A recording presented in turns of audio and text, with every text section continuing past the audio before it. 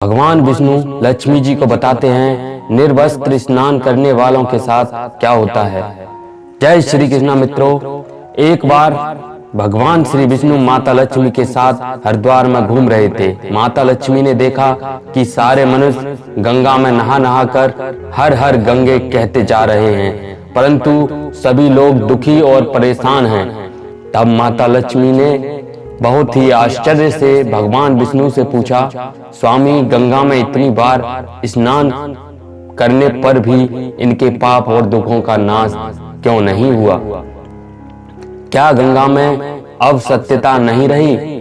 भगवान विष्णु बोले, गंगा में तो वही सामर्थ्य है, परंतु इन लोगों ने पाप नाशनी गंगा में स्नान ही नहीं किया, फिर इन्हें लाभ कैसे मिलेगा? माता लक्ष्मी जी ने आश्चर्य के साथ पूछा कि स्नान कैसे नहीं किया? सभी तो हमारे सामने नहा नहा कर जा रहे हैं, अभी तक तो इनके शरीर भी नहीं सूखे हैं। भगवान विष्णु ने कहा, ये लोग तो केवल जल में डुबकी लगाकर ही आ रहे हैं, तुम्हें मैं कल इसका रहस्य समझाऊंगा। दूसरे दिन बहुत ही जोर से बारिश होने लगी, सारी गलियां कीचड़ से भर गईं। एक चौड़े रास्ते में एक बड़ा सा गड्ढा था, चारों ओर कीचड़ भरा हुआ था और भगवान विष्णु ने लीला रची। वे स्वयं एक बूढ़े आदमी का रूप धारण करके उस गड्ढे में जा गिरे। लक्ष्मी जी को उन्होंने समझाकर पास में बैठा दिया कि देखो, तुम लोगों को सुना सुना कर यूं पुकारती रहो कि मेरे बूढ़े पति अचानक गड्ढे में गिर पड़े हैं, कोई पुण्य आत्मा इनको बाहर निकाल कर इनके प्राण बचाएं और हम असहाय दंपति की सहायता करें। और भगवान विष्णु ने यह भी समझा दिया कि जब कोई व्यक्ति गड्ढे में से मुझे बाहर निकालने को तैयार हो, तब इतना और कह देना कि मेरे पति सर्वथा निष्पाप हैं, इन्हें वही व्यक्ति छुएं जो खुद भी निष्पाप हों। यदि आप निष्पाप हैं तो उनके हाथ लगाएं, नहीं तो उनके हाथ लगाते ही आप स्वयं भस्म हो जाएंगे। लक्ष्मी जी तथास्तु कहकर गड्ढे के किनारे बैठ गईं और आने जाने वाले लोगों को सुना सुनाकर भगवान विष्णु की सिखाई हुई बात कहने लगी। गंगा में नहा नहा कर लोगों के झुंड आ रहे थे और सुंदर युवती को यूं बैठा देख कुछ लोगों के मन में पाप आया और कुछ लोगों को धर्म का भय हुआ और कुछ लोग कानून से डरे और कुछ लोगों ने तो लक्ष्मी जी को यह भी कह दिया, मरने दो इस बुढ़े को, क्यों इसके लिए रोती हो? और कुछ दयालु और चरित्रवान पुरुषों ने उस व्यक्ति के पति को बाहर निकालना चाहा, परंतु लक्ष्मी जी के वचन सुनकर वे भी रुक गए। उन्होंने सोचा कि हम गंगा में नहाकर आए हैं तो क्या हुआ, पापी तो हैं, कहीं हम सहायता करते समय भस्म न हो जाएं। उनके पास कई व्यक्ति आए, परंतु किसी का साहस नहीं हुआ। सैकड़ों आए और सैकड़ों ने पूछा और चले गए। संध्या का समय हो चला, तब भगवान विष्णु ने माता लक्ष्मी से कहा, देखा आया कोई सच्चे मन से गंगा में नहाने वाला? तब थोड़ी देर बाद एक नौजवान युवक हाथ में एक लोटा लिए हुए हर हर गंगे कहता हुआ आया। लक्ष्मी जी ने उसे भी वही बात कही। उस युवक का हृदय करुणा से भर आया और उसने भगवान विष्णु को बाहर निकालने की तैयारी की। लक्ष्मी जी ने उसे रोककर कहा कि भाई, यदि तुम सर्वथा निष्पाप नहीं हो तो मेरे पति को छूते ही तुम भस्म हो जाओगे। उसने उस समय बिना किसी संकोच किए हुए लक्ष्मी जी से कहा, माता, मैं निष्पाप होने में तुम्हें संदेह क्यों हो रहा है? देखती नहीं मैं अभी गंगा नहाकर आया हूँ, भला गंगा में नहाने के बाद भी क्या पाप रहते हैं? मैं अभी तुम्हारे पति को बाहर निकालता हूँ। युवक ने लपक कर उस बूढ़े आदमी को ऊपर उठा लिया। भगवान विष्णु और माता ने उसे अधिकारी समझकर अपना असली रूप प्रकट कर दर्शन देकर निहाल किया। भगवान विष्णु ने माता लक्ष्मी से कहा कि इतने सारे लोगों में से केवल इस एक आदमी ने ही गंगा स्नान किया है। इस दृष्टांत के अनुसार जो लोग बिना श्रद्धा और विश्वास के केवल दंभ के लिए गंगा स्नान करते हैं, उन्हें वास्तविक फल नहीं प्राप्त होता। परंतु इसका यह मतलब नहीं है कि गंगा स्नान व्यर्थ जाता है। गंगा स्नान का बहुत पुण्य भी है। इसके बाद भगवान विष्णु ने माता लक्ष्मी से कहा, अब मैं आपको वो 12 बातें बताता हूँ। जो भी मनुष्य इन 12 बातों को नहाते समय ध्यान रखता है वह कभी भी दुखी नहीं रहता है। उसके घर में लक्ष्मी का वास होता है, उसके घर में अपार संपत्ति आती है, घर में कभी भी लड़ाई झगड़ा नहीं होता है, उसका पूरा परिवार हंसी खुशी जीवन व्यतीत करता है। तब माता लक्ष्मी ने कहा, हे स्वामी, आप हमें यह 12 बातें बताइए। इसके बाद भगवान विष्णु उन बातों को बताना शुरू कर देते हैं और माता लक्ष्मी ध्यान से सुनने लगती हैं। इसके बाद भगवान विष्णु बताते हैं कि यह 12 बातें बताने के बाद मैं एक और बात बताऊंगा कि जो औरतें कपड़े खोलकर नहाती हैं उनके लिए यह बात बहुत ही महत्वपूर्ण है। हे देवी, आप इस बात को बहुत ही ध्यान लगाकर सुनना। तभी भगवान विष्णु अपनी बातें सुनाने लगते हैं। भगवान विष्णु कहते हैं, स्नान करने से शरीर निरोगी रहता है और मन प्रसन्न रहता है। नहाने से चेहरे की क्रांति और शारीरिक आकर्षण में भी बढ़ोतरी होती है। अगर इस नित्य कर्म के दौरान कुछ बातों का ध्यान रखा जाए तो आध्यात्मिक से भी ज्यादा लाभ पाया जा सकता है।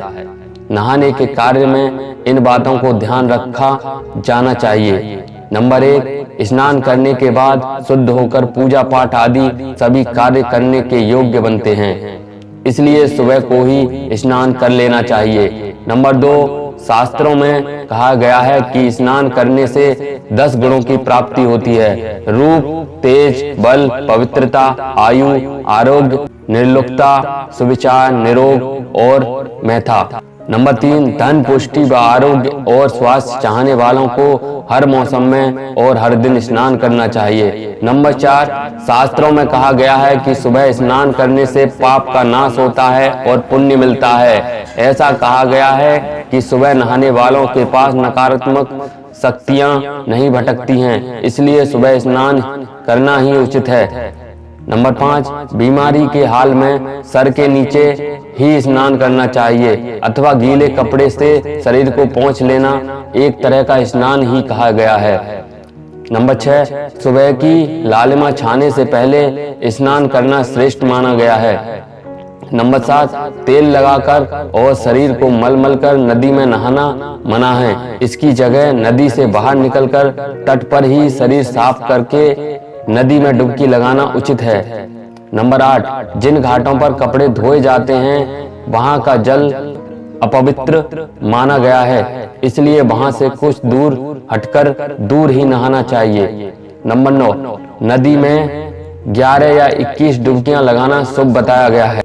नंबर 10, पवित्र नदियों में कपड़े निचोड़ने की मनाही है। नदी में किसी भी तरह की गंदगी नहीं बहानी चाहिए। नंबर 11, नल की तुलना में झरने का पानी, झरने के पानी से ज्यादा नदी का पानी, नदी के पानी से ज्यादा किसी तीर्थ का पानी, तीर्थ के जल से कहीं गंगा जल अधिक श्रेष्ठ माना गया है। नंबर 12, गंगा माता का कथन है कि स्नान करते वक्त कोई चाहे जहां भी मेरा स्मरण करेगा मैं वहां के जल में आ जाऊंगी। इसके बाद भगवान विष्णु ने कहा, अब मैं आपको औरतों के बारे में बताता हूँ। जो औरतें कपड़े खोलकर स्नान करती हैं, हिंदू धर्म शास्त्रों में हर एक चीज के लिए कुछ नियम बताए गए हैं। इन नियमों में से एक है स्नान।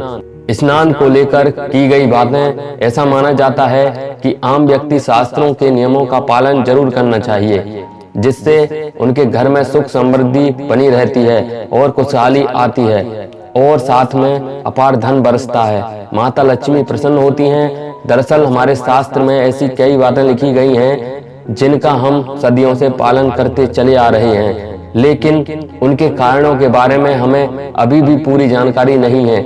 ऐसे में नियमों में से एक है निर्वस्त्र स्नान करना। आपने अक्सर घर के बड़ों को ऐसा कहते हुए सुना होगा, कभी भी बिना कपड़ों के यानी कि निर्वस्त्र स्नान नहीं करना चाहिए। अगर हम पौराणिक कथाओं की बात करें तो निर्वस्त्र स्नान की मनाही का एक सबसे बड़ा कारण भगवान श्री कृष्ण के समय से जुड़ा हुआ है।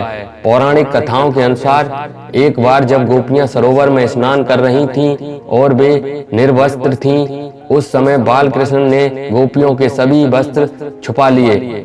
उस समय जब भगवान श्री कृष्ण ने उनके वस्त्र छुपा लिए, तब गोपियों ने अपने वस्त्र वापस लेने के लिए प्रार्थना की। तब भगवान श्री कृष्ण ने उन्हें समझाया कि कहीं भी बिना वस्त्र धारण किए स्नान नहीं करना चाहिए। इससे जल के देवता वरुण का अपमान होता है। इसलिए आपको निवस्त्र होकर स्नान करने की मनाही की जाती है। अगर आप नहाते समय यह सोचते हैं कि बंद कमरे में आपको कोई नहीं देख रहा है, तो ऐसा गलत है, क्योंकि ईश्वर आपको हर जगह पर देखते हैं। और यदि आप निर्वस्त्र होकर स्नान कर रहे हैं तो यह मुख्य रूप से जल के देवता वरुण का अपमान करने जैसा होता है। निर्वस्त्र स्नान से आपको पाप लगता है और आर्थिक एवं शारीरिक नुकसान पहुंच सकता है। यदि आप निर्वस्त्र स्नान करते हैं तो आपके शरीर पर नकारात्मक ऊर्जा प्रवेश करती है और आपकी मानसिकता भी नकारात्मक हो सकती है। इसलिए हमेशा आपको यही सलाह दी जाती है कि आप नहाते समय कोई एक कपड़ा जरूर धारण करें, लेकिन बिना कपड़ों के स्नान नहीं करें, तभी आपके शरीर के लिए बेहतर होगा। निर्वस्त्र स्नान से शरीर की सकारात्मक ऊर्जा शरीर से बाहर निकल जाती है और इसका प्रभाव आपके शरीर के साथ आपके मन और मस्तिष्क पर भी होता है। गरुड़ पुराण के अनुसार जब आप स्नान करते हैं तब आपके पितृ यानी मृत पूर्वज आपके आसपास मौजूद होते हैं। यदि आप निर्वस्त्र स्नान करते हैं तो आपके पितृ दोष लग सकता है। ऐसे स्नान करने से आपके पितरों की तृप्ति नहीं मिलती है और यह घर में पितृदोष का कारण बन सकता है। और ये वस्त्रों से गिरने वाले जल को ग्रहण करते हैं, जिससे उनकी तृप्ति होती है। निर्वस्त्र स्नान करने से पितृ अतिरिक्त नाराज होते हैं, जिनसे व्यक्ति का तेज, बल, धन और सुख नष्ट होता है। इसलिए कभी भी निर्वस्त्र होकर स्नान नहीं करना चाहिए।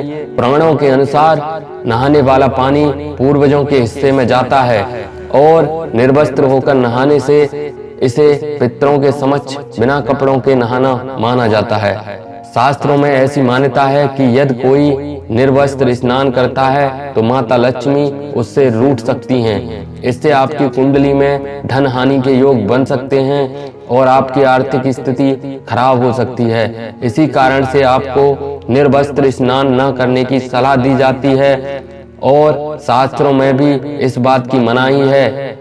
दोस्तों, वीडियो अगर पसंद आया हो तो वीडियो को लाइक और हमारे चैनल को सब्सक्राइब करें और हमारी वीडियो को ज्यादा से ज्यादा अपने दोस्तों के साथ शेयर करें। मिलते हैं दोस्तों अपनी नेक्स्ट आने वाली वीडियो में। तब तक के लिए राधे राधे।